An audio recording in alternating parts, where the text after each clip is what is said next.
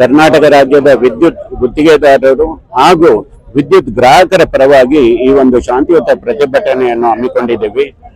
ನಮ್ಮ ಈ ಪ್ರತಿಭಟನೆಯ ಪ್ರಮುಖ ಬೇಡಿಕೆಗಳು ಒಂದು 4/4/2025 ಏನ್ ತಾತ್ಕಾಲಿಕ ಮತ್ತೆ ರಿಜಿಸ್ಟ್ರೇಷನ್ ಆಗಿದೆ ಮತ್ತೆ ಇಂಟಿಮೇಷನ್ ಪವರ್ ಸಪ್ಲೈ ಇಂಟಿಮೇಷನ್ ಆಗಿದೆ, ಏನ್ ಡೆಪಾಸಿಟ್ ಕಟ್ಸ್ಕೊಂಡಿದ್ದೀರಾ, ಏನ್ ವರ್ಕ್ ಆರ್ಡರ್ ಹಾಕಿದ್ದೀರಾ, ಏನ್ ಮೀಟರ್ಗಳು ಕೊಟ್ಟು ಸರ್ವಿಸ್ ಮಾಡದೆ ಬಿಲ್ಡಿಂಗ್ ಅನ್ನ ನಿಲ್ಲಿಸಿದ್ದೀರಾ, ಅದನ್ನ 4/4/2025 ಈ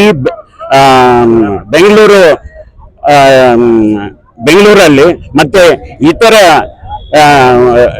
ಡಿಸ್ಟ್ರಿಕ್ಟ್ ಅಲ್ಲಿ ಇತರ ಜಿಲ್ಲೆಗಳಲ್ಲಿ 9/4/2025 ಒಂದು ಇಂಟಿಮೇಷನ್ ಕೊಟ್ಟಿರೋದಾಗ್ಲಿ ಇಲ್ಲ ಒಂದು ಪವರ್ ಸ್ಯಾಂಕ್ಷನ್ ಮಾಡಿರೋದು ಡೆಪಾಸಿಟ್ ಕಲೆಕ್ಟ್ ಮಾಡಿರೋದು ಇಂಥದ್ದನ್ನೆಲ್ಲ ನಿಲ್ಲಿಸಿದ್ದಾರೆ. ಇದನ್ನ ತಕ್ಷಣ ಇಮಿಡಿಯೇಟ್ ಆಗಿ ಎಲ್ಲವನ್ನು ನಮಗೆ ಪವರ್ ಸಪ್ಲೈ ಕೊಡಬೇಕು. ಒಂದು ಎರಡನೇದು ಈ ತಾತ್ಕಾಲಿಕ ಹಾಗೂ ಶಾಶ್ವತ ವಿದ್ಯುತ್ ಅನ್ನ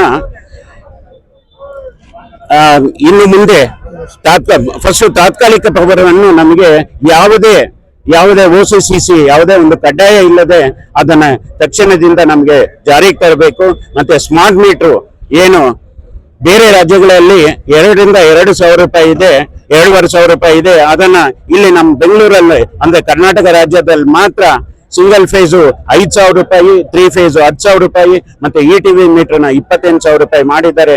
ಅದನ್ನ ಬೆಲೆಯನ್ನ ತಕ್ಷಣದಿಂದ ಅದನ್ನ ಕಡಿಮೆ ಮಾಡಿ ಜನಗಳಿಗೆ ಮುಟ್ಟುವಂತೆ ಅದನ್ನ ಮಾಡಬೇಕು.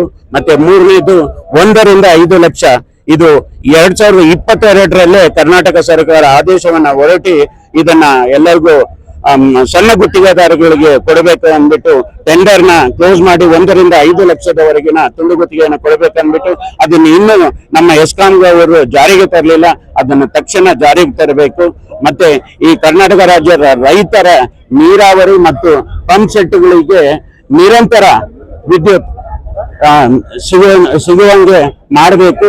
ಮತ್ತೆ ಇನ್ನು ಬೆಸ್ಕಾಂ ಆನ್ಲೈನ್ ಪೋರ್ಟಲ್ ನಲ್ಲಿ ಏನು ವಿದ್ಯುತ್ ಗುತ್ತಿಗೆದಾರರ ಸಮಾಪನ ವರದಿಯನ್ನು ಕಡ್ಡಾಯ ಬೇಡ ಅಂದಿದ್ದಾರೆ, ಅದನ್ನ ಕಡ್ಡಾಯ ಮಾಡಿಸಬೇಕು ಅಂತ ಹೇಳಿ ಈ ಒಂದು ಶಾಂತಿಯುತ ಪ್ರತಿಭಟನೆಯನ್ನು ಇವತ್ತು ಹಮ್ಮಿಕೊಂಡಿದ್ದೇವೆ.